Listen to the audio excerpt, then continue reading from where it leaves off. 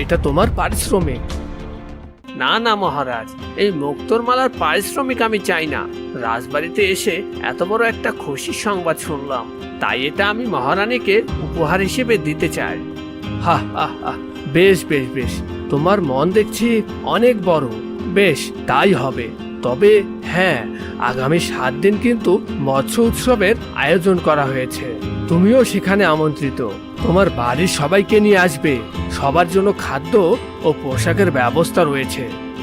অবশ্যই আসবো মহারাজ, আপনি আমন্ত্রণ জানিয়েছেন, আমি অবশ্যই আসবো। বেশ, তাহলে এবার তুমি আসো। এই বলে বেরিয়ে যেতেই বড় মাছটা যখন সাঁতরে বাইরে যেতে লাগলো, তখনই জানালার ধারে মরা জলঙ্করী বটবৃক্ষটা দেখে অবাক হয়ে গেল আর বলল, আশ্চর্য, ওটা আমি কি দেখছি? আমি যা ভাবছি ওটা কি তাই? কিন্তু এটা এখানে কি করে আসবে? হায় বিধাতা, এসব আমি কি দেখছি?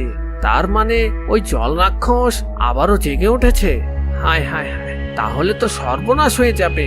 কিন্তু এই বৃক্ষ এত দূরে কি করে আসলো? আর মহারাজের জানালার ধারেই বা এটা কেন থাকবে? না না না, এটা আমাকে জানতেই হবে।